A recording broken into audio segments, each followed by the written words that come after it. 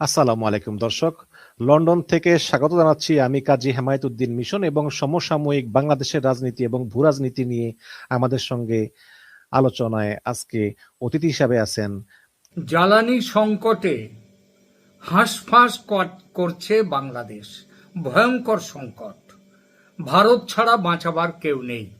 এর পরেও ভারত বিরোধিতার গল্প উড়ে বেড়াচ্ছে বাংলাদেশের আকাশে, বাতাসে, মাঠে, ময়দানে, সব জায়গায়। তাহলে কি বাংলাদেশের ভারত বিরোধিতা আসলে ভাবের ঘরে চুরি? এই বিষয়টি নিয়ে এখনকার আলোচনা। নমস্কার, মনোজ দাস বলছি ক্যালকাটা ডায়ালগস থেকে। মুখে ভারত বিরোধিতা, কিন্তু বিপদে পড়লেই দরকার ভারতকে।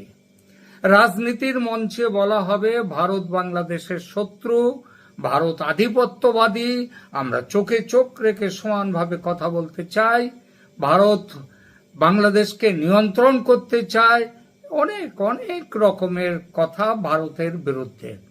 কিন্তু দেশের উৎপাদন, বিদ্যুৎ উৎপাদন কমে গেল, ডিজেলের ঘাটতি দেখা দিল, শিল্প কারখানা বিপদে পড়ল, আর তখন সেই ভারতের কাছেই আবেদন, বাঁচাও বাঁচাও, দয়া করে আরো ডিজেল পাঠাও, পাইপলাইন দিয়ে দ্রুত জ্বালানি সরবরাহ করো, বিদ্যুৎ পরিস্থিতি সামলাতে সাহায্য করো।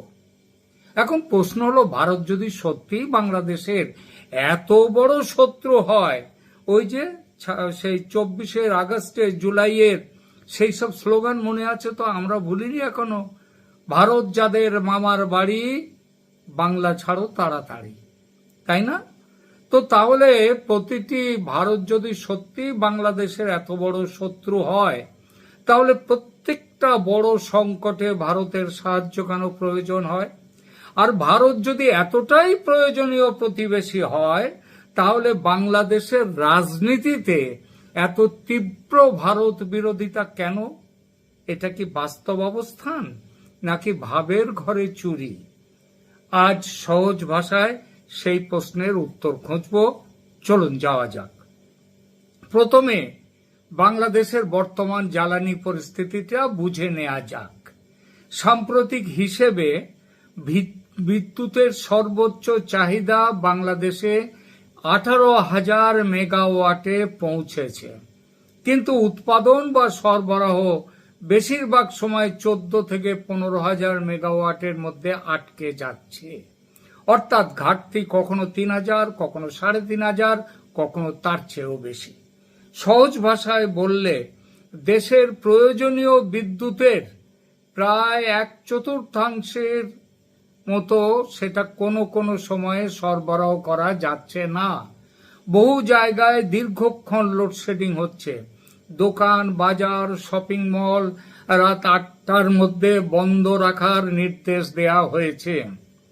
অনুষ্ঠান এবং আলোকসজ্জাতেও নিয়ন্ত্রণ আনা হয়েছে। সমস্যার কেন্দ্রে রয়েছে প্রাকৃতিক গ্যাস। বাংলাদেশে দৈনিক গ্যাসের চাহিদা আনুমানিক 3,800 থেকে 4,000 মিলিয়ন কিউবিক ফুট বা ঘনফুট।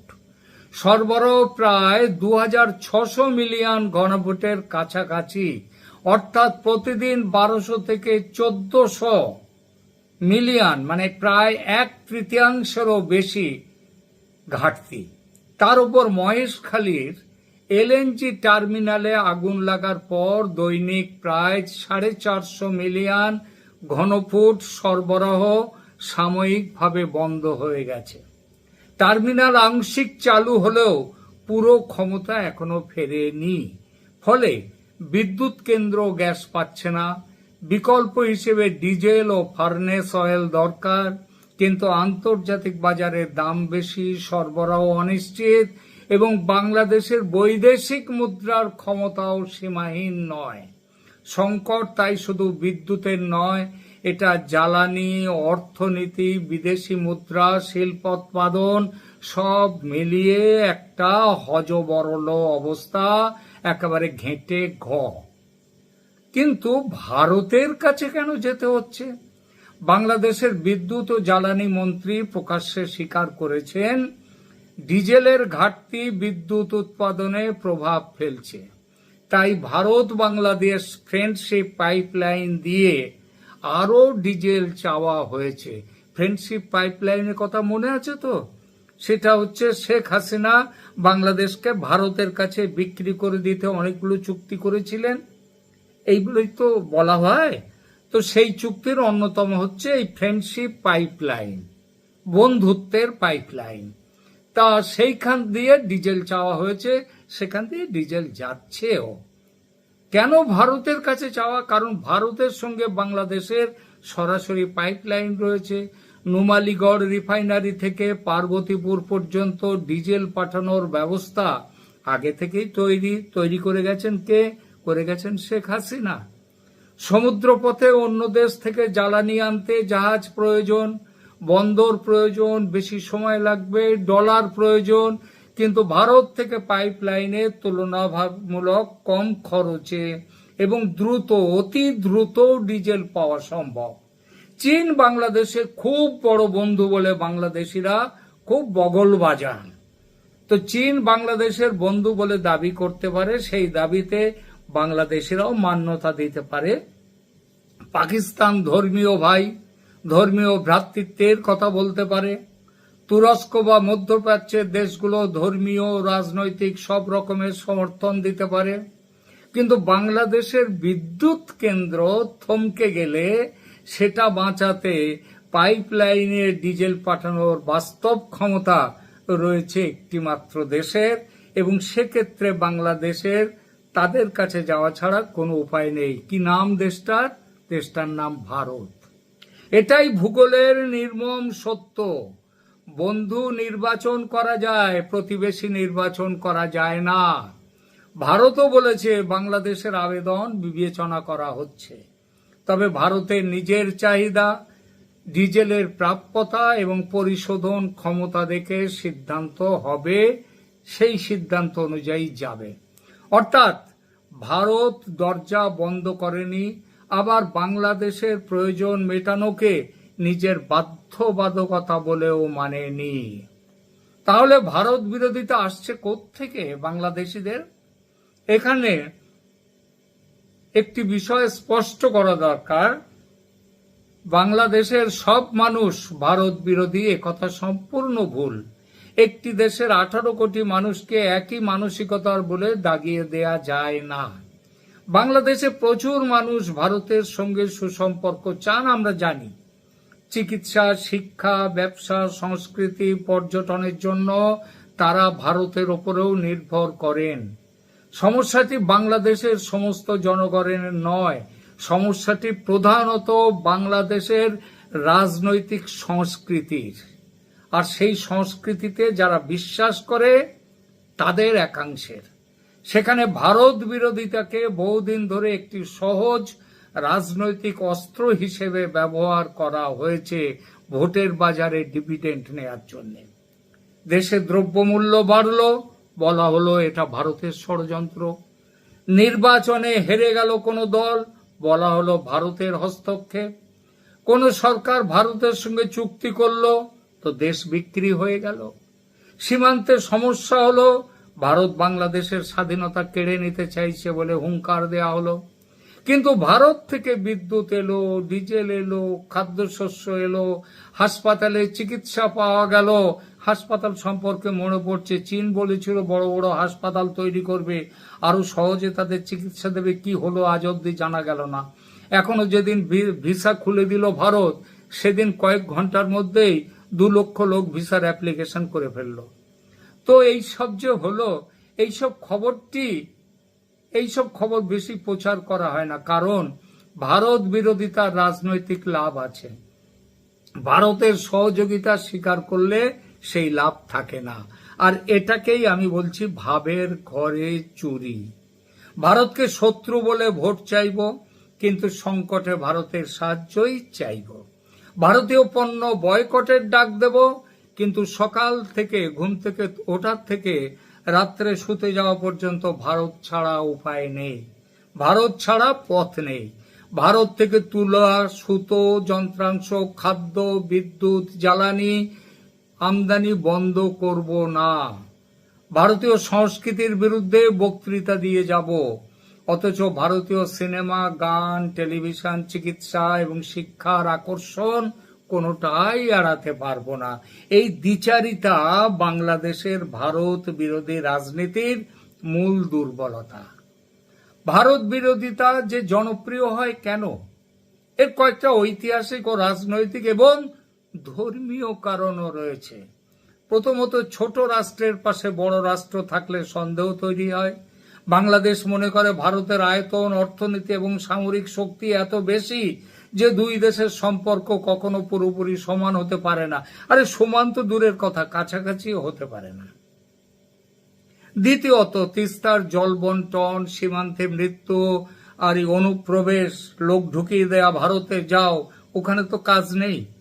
ফলে বাণিজ্য ঘাটতি এবং ভিসা এসব নিয়ে বাংলাদেশের প্রচুর অভিযোগ তারা করেই যাচ্ছে। আমরা সবকিছুকে অস্বীকার করি না, কারণ ভারতের নিজস্ব চাহিদাও থাকতে পারে, আছেও। ভারত বাংলাদেশ বন্ধুত্ব মানে বাংলাদেশের প্রত্যেকটা অভিযোগ মিথ্যে এমন নয়, কিন্তু বন্ধু দেশের মধ্যেও স্বার্থের সংঘাত থাকে। ভারত আমেরিকার সঙ্গে, ভারত রাশিয়ার সঙ্গে কোনো সংঘাত নেই? অবশ্যই আছে, থাকতেই হবে। প্রত্যেকটা দেশের নিজস্ব তাদের বাস্তবতা থাকে, কিন্তু বাস্তব অভিযোগ আর পরিকল্পিত ভারত বিদ্বেষ এই দুটো এক জিনিস নয়। তিস্তা নিয়ে আপত্তি জানানো বৈধ, কিন্তু বাংলাদেশের প্রতিটি সমস্যার পেছনে ভারতকে খুঁজে পাওয়া যুক্তিহীন। সীমান্তে কোনো নিরীহ মানুষের মৃত্যু হলে প্রতিবাদ হওয়া উচিত, কিন্তু এই প্রশ্নটা আসতে পারে, শুধু বাংলাদেশিরা মরে কেন সীমান্তে? কেন ভারতীয়রা মরে না? তার কারণ ভারতীয়রা ওই আসিফ নজরুলের মতো লোক, 26 লক্ষ ভারতীয় বাংলাদেশে আছে বলে যত হইচই করুক, বাংলাদেশে ভারতের লোক বাংলাদেশে যায় না, বাংলাদেশ থেকেই ভারতে অনুপ্রবেশ ঘটে। আর তার জন্য সীমান্তে কোনো নিরীহ মানুষের মৃত্যু হলে প্রতিবাদ হওয়া উচিত, কিন্তু চোরাচালানির মৃত্যু হলে, অবৈধ অনুপ্রবেশকারীর মৃত্যু হলে, সীমান্ত রক্ষীদের ওপর আক্রমণের তথ্য গোপন করা হলে একতরফা গল্প তৈরি করা কোনো সৎ সাংবাদিকতা নয়। তৃতীয়ত, বাংলাদেশের রাজনীতিতে ভারতকে আওয়ামী লীগের অভিভাবক হিসেবে দেখানো হয়, ফলে আওয়ামী লীগ বিরোধিতা অনেক সময় ভারত বিরোধিতায় পরিণত হয়েছে। এরপরে আসি ধর্মীয় কারণে। পাকিস্তানপন্থী এবং কিছু ধর্মীয় সংগঠন ভারতকে শুধু প্রতিবেশী রাষ্ট্র হিসেবে দেখে না, তারা ভারতকে হিন্দু রাষ্ট্র হিসেবে দেখিয়ে ধর্মীয় আবেগ সৃষ্টি করে। আর এর মধ্যে আছে আবার আন্তর্জাতিক টানাপোড়েন। চীন চাইবে বাংলাদেশ ভারতের প্রভাব বলয় থেকে দূরে থাকুক, তাই বাংলাদেশে ভারত বিরোধী রাজনৈতিক পরিবেশ তৈরি হলে তার কৌশলগত সুবিধা হয় বেজিং এর। অর্থাৎ ভারত বিরোধিতার মধ্যে প্রকৃত অভিযোগ সামান্য কিছু থাকলেও থাকতে পারে, সেটা স্বাভাবিক, কিন্তু যেটা আছে বেশি সেটা হচ্ছে দলীয় রাজনীতি, ধর্মীয় মেরুকরণ এবং বিদেশি শক্তির স্বার্থ। ভারত তো কখনো বলেনি তারা নিঃস্বার্থভাবে সাহায্য করে। এটা কেউ প্রশ্ন করতে পারেন যে ভারত কি বাংলাদেশকে ভালোবেসে নিঃস্বার্থভাবে জ্বালানি দেবেন? না, প্রশ্নই ওঠে না। আন্তর্জাতিক সম্পর্কে কেউ নিঃস্বার্থ নয়, সবাই নিজের স্বার্থেই আন্তর্জাতিক সম্পর্ক তৈরি করে। ভারত বাংলাদেশকে সাহায্য করলে ভারতও লাভবান হয়। ভারতও চায় বাংলাদেশের অর্থনীতি স্থিতিশীল থাকুক, কারণ বাংলাদেশে বিশৃঙ্খলা হলে সীমান্তে অনুপ্রবেশ বাড়বে, চোরাচালান বাড়বে, উত্তর পূর্ব ভারতের নিরাপত্তা বিপন্ন হবে, চীনের প্রভাব বাড়বে এবং ভারতের বাণিজ্যিক সম্পর্ক বাংলাদেশের সাথে প্রচুরভাবে আহত হবে। বাংলাদেশের শিল্প সচল থাকলে ভারতীয় কাঁচামাল ও যন্ত্রাংশের বাজার থাকবে। ভারত ডিজেল বিনামূল্যে দিচ্ছে না, দেবেও না, ব্যবসায়িক ব্যবস্থায় সরবরাহ করছে, কিন্তু মনে রাখতে হবে এই যে সরবরাহ মূল্যটা, এটা আন্তর্জাতিক বাজার থেকে কিনতে গেলে বাংলাদেশকে যে ডলার খরচ করতে হবে তার তুলনায় ভারত থেকে নিতে গেলে অনেক কম টাকায় পাবে। সুতরাং এটা দান নয়, পারস্পরিক স্বার্থের সম্পর্ক। কিন্তু ঠিক সেখানেই প্রশ্ন, যদি ভারতের সাহায্য নেওয়া বাংলাদেশের জাতীয় স্বার্থে এতটাই প্রয়োজনীয় হয়, তাহলে ভারতকে চিরস্থায়ী শত্রু হিসেবে দেখানো কেন? আপনি দর কষাকষি করুন, ভারতের অন্যায় হলে প্রতিবাদ করুন, নিজের স্বার্থ রক্ষা করুন, কিন্তু সকালে ভারতের বিরুদ্ধে বিষ ঢালবেন, এবং বিকেলে ভারতের হাই কমিশনের কাছে এসে করজোড়ে আবেদন করবেন ডিজেলের জন্য, এটা শক্তিশালী পররাষ্ট্রনীতির পরিচয় নয়, এটা রাজনৈতিক অসততার পরিচয়। তারেক রহমানের আসল পরীক্ষার কথায় এবার আসি। তারেক রহমান আগে যখন বিরোধী দলের নেতা ছিলেন এবং বিরোধী দলের সাথে যুক্ত ছিলেন, তখন তারা অনেক কথা বলেছেন ভারতের বিরুদ্ধে। ওই 10 ট্রাক অস্ত্র নিয়ে এসে তিনি ভারতকে বুঝিয়ে দিতে গিয়েছিলেন, তাই না? তো তিনি বাংলাদেশের প্রধানমন্ত্রী এখন, তাই তার সামনে বাস্তবতার পরীক্ষা। তিনি চাইলে শেখ হাসিনা, সীমান্ত, তিস্তা প্রশ্ন এসব নিয়ে ভারতের সঙ্গে আলোচনা করতে পারেন, কঠিন দর কষাকষি করতে পারেন, সেটি তার অধিকার এবং দায়িত্ব। কিন্তু তিনি যদি দেশের ভারত বিরোধী আবেগকে সন্তুষ্ট করতে গিয়ে গ্যালারির দিকে তাকিয়ে খেলতে যান, দিল্লির সঙ্গে সম্পর্ক নষ্ট করেন, তার মূল্য বাংলাদেশের সাধারণ মানুষকে দিতে হবে। বিদ্যুৎ না থাকলে বিএনপি ও আওয়ামী লীগ আলাদা করে অন্ধকারে থাকে না। কারখানা বন্ধ হলে রাজনৈতিক স্লোগান শ্রমিকের বেতন দেয় না। ডিজেল না থাকলে ভারত বিরোধী বক্তৃতায় বাস করা বা জেনারেটর চালিয়ে চলে না, কারণ জেনারেটর চালাতে গেলেও ডিজেল লাগবে। তারেক রহমানের সম্ভাব্য দিল্লি সফরটাই অত্যন্ত তাৎপর্যপূর্ণ। তিনি কি দেশে এক ভাষায় এবং দিল্লিতে গিয়ে অন্য ভাষায় কথা বলবেন? যদি বলেন, সর্বনাশ বাংলাদেশের জন্য অপেক্ষা করছে। অথবা জনগণকে তিনি স্পষ্ট বলবেন, ভারতের সঙ্গে আমাদের মতবিরোধ আছে, কিন্তু সহযোগিতাও ভীষণভাবে প্রয়োজন, অন্য সবার থেকে বেশি ছাড়া কম প্রয়োজন নয়। দ্বিতীয় কথাটি বলা রাজনৈতিকভাবে কঠিন, কিন্তু দায়িত্বশীল রাষ্ট্রনায়কের কাজ হচ্ছে সেটি। বাংলাদেশকে ভারতের অনুগত হতে হবে না, কিন্তু নিজের জাতীয় স্বার্থে ভারতের সঙ্গে বাস্তববাদী সম্পর্ক তৈরি করতে হবে। একই কথা আমরা বলি ভারতের ক্ষেত্রেও সত্যি, ভারত কখনোই বড় ভাইয়ের আচরণ করে না। আর বড় ভাইয়ের আচরণ করলে সেটা খারাপ হবে কেন? বড় ভাই যদি ছোট ভাইকে ভালোবাসে, আমরা যেমন দারা বড় ভাই আর ছোট ভাই আওরঙ্গজেবকে দেখে এসছি, তেমনি আমরা তো এটাও দেখেছি যে রাম তিনি বড় ভাই, তিনি লক্ষ্মণ, ভরত, তাদের সঙ্গে কি সম্পর্ক তিনি তৈরি করেছিলেন, কি সম্পর্ক ছিল। ভারত কিন্তু ওই রামের বড় ভাইয়ের সেই কথার দিকেই চলতে চায়। দিল্লির উচিত বাংলাদেশের সঙ্গে বড় ভাইয়ের আচরণ করবে, সেই রকম বড় ভাইয়ের আচরণ যে বড় ভাই তার ছোট ভাইকে ভালোবাসে, তাকে কাছে নিয়ে তার সুরক্ষার দিকেও নজর দেয়। বন্ধুরা, বাংলাদেশের বর্তমান জ্বালানি সংকট একটি কঠিন সত্য সামনে এনে দিয়েছে।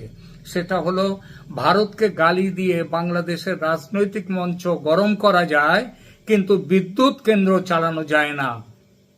চীনের সঙ্গে ছবি তুলে বিনিয়োগের প্রতিশ্রুতি পাওয়া যায়, কিন্তু সংকটের রাতে সেই ছবি থেকে ডিজেল বেরোয় আসে না। পাকিস্তানের সঙ্গে ধর্মীয় আবেগের সম্পর্ক তৈরি করা যায়, কিন্তু পাকিস্তান থেকে পাইপলাইন টেনে পার্বতীপুরে জ্বালানি পৌঁছানো যায় না। বাংলাদেশের সবচেয়ে বড় সুবিধা এবং একই সঙ্গে সবচেয়ে বড় অস্বস্তি হলো তার পাশে ভারত রয়েছে। ভারতের বিশাল বাজার, রেলপথ, বিদ্যুৎ, চিকিৎসা, খাদ্য, জ্বালানি বাংলাদেশের জন্য অনেক বড় সুযোগ। আর সেই সুযোগ গ্রহণ করে ভারতকে চিরস্থায়ী শত্রু হিসেবে যদি দেখানো হয়, সেগুলোই হচ্ছে ভাবের ঘরে চুরি। বাংলাদেশকে সেখান থেকে বেরিয়ে আসতে হবে। ভারতের সমালোচনা অবশ্যই করতে হবে, ভারত ভুল করলে তার প্রতিবাদও হবে, কিংবা ভারত যদি তার স্বার্থ বিরোধী, বাংলাদেশের স্বার্থ বিরোধী কাজ করে, বাংলাদেশ সেটা নিয়েও প্রতিবাদ করবে। কিন্তু সমালোচনা আর বিদ্বেষ এক নয়, জাতীয় স্বার্থ আর রাজনৈতিক ভণ্ডামি এক নয়। ভারত বাংলাদেশের একমাত্র সম্ভাব্য বন্ধু, একথা বলছি না। বাংলাদেশকে সম্পর্কের বহুমুখীকরণ করতেই হবে, কিন্তু বর্তমান বাস্তবতায় ভারত বাংলাদেশের সবচেয়ে প্রয়োজনীয়, সবচেয়ে দ্রুত সহায়তা দিতে সক্ষম এবং সবচেয়ে অনিবার্য প্রতিবেশী। এই সত্য অস্বীকার যারা করবে, তারা বাংলাদেশের বন্ধু নয়, বাংলাদেশের মানুষ নয়, বাংলাদেশের শত্রু। আর জ্বালানি সংকট সেই মুখোশটা খুলে দিয়েছে। মুখে যতই ভারত বিরোধিতা থাকুক, প্রয়োজনের মুহূর্তে বাংলাদেশের দরজা খুলে যায় ওই দিল্লির দিকে তাকিয়ে। অতএব প্রশ্নটা ভারতকে ভালোবাসা অথবা ঘৃণা করার নয়, প্রশ্নটা হলো বাংলাদেশ কি আবেগের পররাষ্ট্রনীতি করবে না নিজের স্বার্থে বাস্তববাদী হবে। কারণ শেষ পর্যন্ত ভূগোলের সঙ্গে যুদ্ধ করে কোনো দেশ যুদ্ধে জিততে পারে না। আপাতত এখানেই রাখছি। এটা ভালো লাগলে শেয়ার করুন, লাইক দিন, কমেন্ট করুন এবং অবশ্যই সাবস্ক্রাইব করে ক্যালকাটা ডায়ালগসের পাশে থাকুন। ধন্যবাদ।